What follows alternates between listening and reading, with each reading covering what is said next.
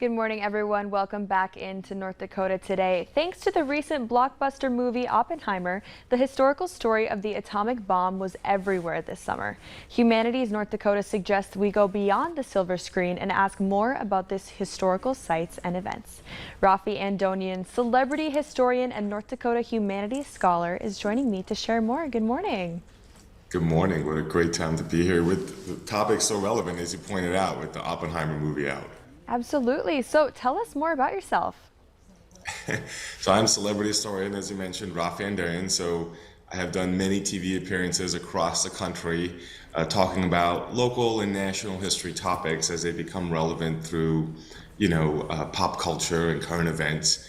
And I've written multiple books on different topics, including one on remembering the atomic bomb and the multiple perspectives around it. And in the process, came up with 4 questions that are, a blueprint for navigating difficult and contested historic sites for us to understand. And that became something we started to apply universally, and we're going to apply also, of course, here in North Dakota. Absolutely. And this is all pertaining to the Brave Conversation. Do you want to fill us in on what that is? Yes, the Brave Conversation is a lecture series or an annual lecture that the Humanities North Dakota does by Marilyn Hudson is what the funding was for, providing for the lecture to take place. And the idea of the lecture series that happens each year is to be able to bring people together around a discussion-oriented sort of environment. So you have a topic that could be, like as the title says, brave, these difficult topics. So in my case, we're doing, are your local historic sites worthy?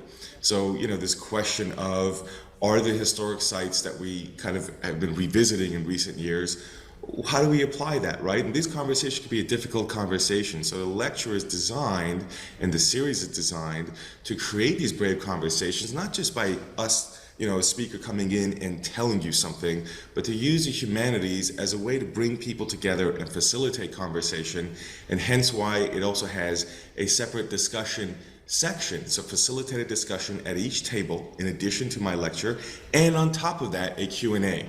So it's not just a talk and a Q&A, but we have this formalized discussion that is going to be, led by facilitators as well around contested topics that have taken place in the past, but in this case, about historic sites, both national and local. Absolutely. Well, this sounds like quite the event. Why would you really recommend someone to attend? Well, think about it this way. One, this question has been a big one for quite some time now. We've visited this issue of monuments and historic sites for years now about, which monuments and sites are we willing to keep and not keep. And I've been disappointed with the sort of polarization around that question. I think it's better to approach this with a sort of mindset of inquiry and trying to integrate many different perspectives. And so one of the reasons you may want to attend is if you're, not happy with polarization on these difficult topics, if you want to have a more complete and multiple angle discussion. That's one reason. The second reason is if you like historic sites. If you like historic sites and monuments, this is a cool talk to attend because that's a topic that we're using to focus on. So maybe you have a local site that you like in your particular community, or maybe you think of things across the state or even nationally. That would be something that you can kind of come here and take something away. And finally, the third thing I would say is I used to work in Los Alamos, where the atomic bomb was created. So now with the Oppenheimer movie out, and I worked at both the History Museum and the Science Museum, and as I mentioned, one of my books is on the atomic bomb, I think you have an opportunity to wrestle with this topic in a time that, it's relevant right now because the movie is out, So I think that if that's kind of something that's top of mind for you from a pop culture standpoint, the connection between pop culture and history is one we'll talk about also that I find fascinating, interconnected, influencing this. So those are the 3 reasons I think I would attend. Absolutely. Well, you have me convinced. How can people find out more information about this event and get tickets?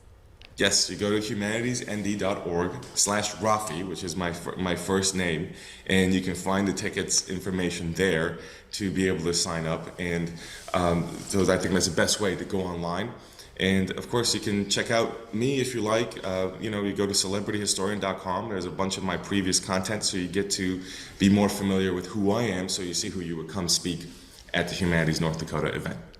Awesome. Well, thank you so much for joining us. It's not every day I get to talk to a celebrity historian, so thank you. Thank you.